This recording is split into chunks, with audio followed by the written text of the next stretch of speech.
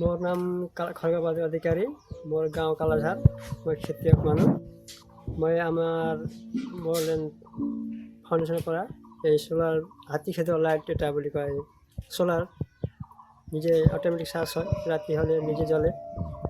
আৰু মই খেতিৰ কাৰণে এইটো তেওঁলোকে আহি ক'লে হাতী আমি ইয়াত বনৰী হাতী আহে আৰু গাঁৱৰ বাৰীত সোমাই ধান পথাৰত সোমাই, সেইকাৰণে আমি বহুত কষ্ট পাই আছিলোঁ।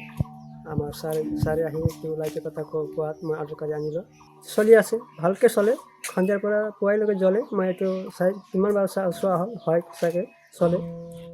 আৰু সিদিনা আজিৰ পৰা 10-15 দিনৰ আগত হাতী আহিছিলে, কিন্তু মোৰ বাগানৰ পৰা 150 ফুট দূৰৰ পৰা ঘূৰি গ'ল, অহা নাই।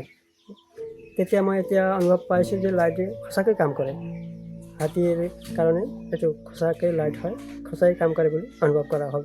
বৰ্তমান এতিয়া চলি আছে, ভালে আছে। এতিয়া হাতী এতিয়াতো ইমান নাই, কিন্তু সিদিনা আহিছিল আজিৰ পৰা 5 দিনমান আগত।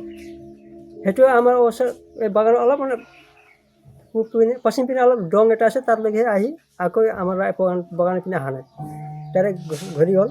এইটো দুইবাৰ মই অনুমান পালোঁ যে সঁচাকৈ এইটো লাইটে কাম কৰে। এইখিনি কৈ মই সামৰিলোঁ। Thank U. অ'কে।